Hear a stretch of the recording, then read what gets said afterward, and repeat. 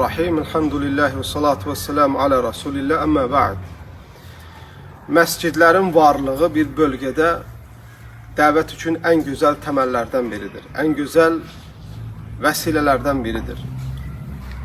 Özümə və başqa yerlərdə olan müsəlmanlara tövsiyəm odur ki, bölgənizdə olan məscidləri ibadətlə, sünnəni tətbiq etməklə və eləcə də məsciddə olan ədəblərə riayət etməklə ihya edin, məscidləri diriltin.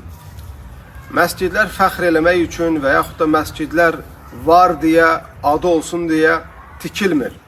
Məscidlərin tikilməyində hədəf orada Allahın zikr olunması, orada Allah ibadət olunması və Allah Azze və Cəllənin qoyduğu ədəb və ərkanlara riayət olmasıdır.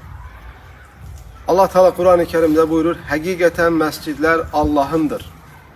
Və məscidlərin Allaha nisbət olması bu tikintilərin nə qədər şərəfli olmağına bir işarədir.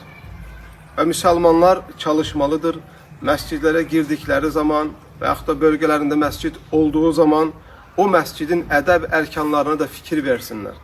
Məscidin içində necə oturmaq lazımdır, necə ibadət eləmək lazımdır və məscidin təmizliyini necə mühafizə eləmək lazımdır və məsciddə necə səssiz olmaq lazımdır və s. kimi ədəb və ərkanlara da fikir verməlidirlər.